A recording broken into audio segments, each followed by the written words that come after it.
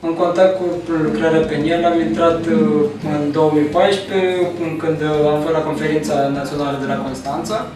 Am avut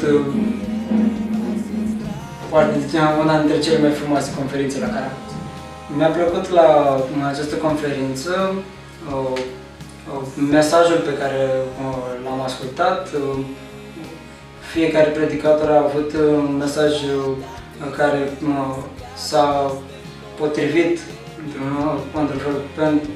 pentru situația în care eram atunci și Dumnezeu mi-a vorbit prin fiecare mesaj de la conferință.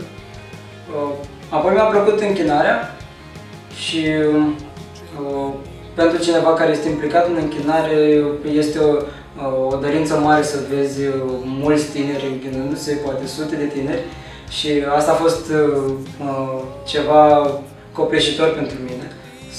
Să văd sute de tineri cu mâinile ridicate, închinându-se, și mi-a făcut mare plăcere să fiu și eu pentru ei. Momentul care m-a marcat la conferință a fost în urma unei predici. La sfârșit era o cruce mare pe scenă și am fost chemați să venim și să ne punem pe o foaie, să batem în acea cruce dorințele noastre, planurile noastre de viitor, să le punem în mâna Domnului acolo. Și acela a fost un moment marcant pentru mine, pentru că a fost un moment în care am reușit să dau la o parte, într-un fel, nesiguranța când vine vorba de viitor. A fost un moment în care am lăsat totul în mâna Domnului.